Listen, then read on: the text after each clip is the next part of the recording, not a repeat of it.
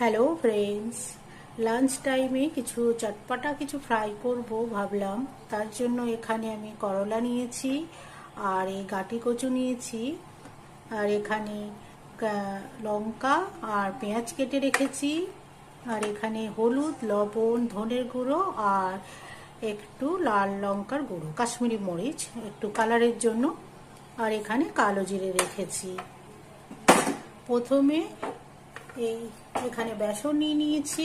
এই বেসনের ভেতরে 1 চামচ মতন চালের গুঁড়ো দেব, আর আর অল্প করে বেকিং সোডা দেব, আর একটু লবণ, আর যে মশলাটা রেখেছিলাম এটাও দিয়ে দিলাম।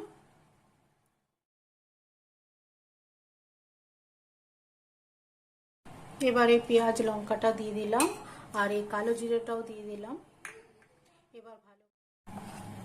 এভাবে একটা ব্যাটার তৈরি করে নিয়েছি। এর ভেতরে এখন এই করলা যেটা কেটেছি সেটাও দিয়ে দেবো, আর এই গাটি কচুটাও কেটে রেখেছি এটাও দিয়ে দেবো। ভালো করে মেখে নিয়ে এবার ফ্রাই করব। এবার এক এক করে দিয়ে দেবো। দুই দিকে ভালো করে ফ্রাই করব।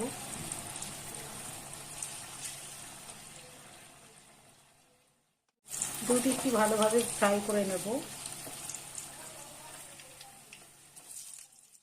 খুব ভালো করে ফ্রাই হয়ে গিয়েছে, এবার নামিয়ে নেব।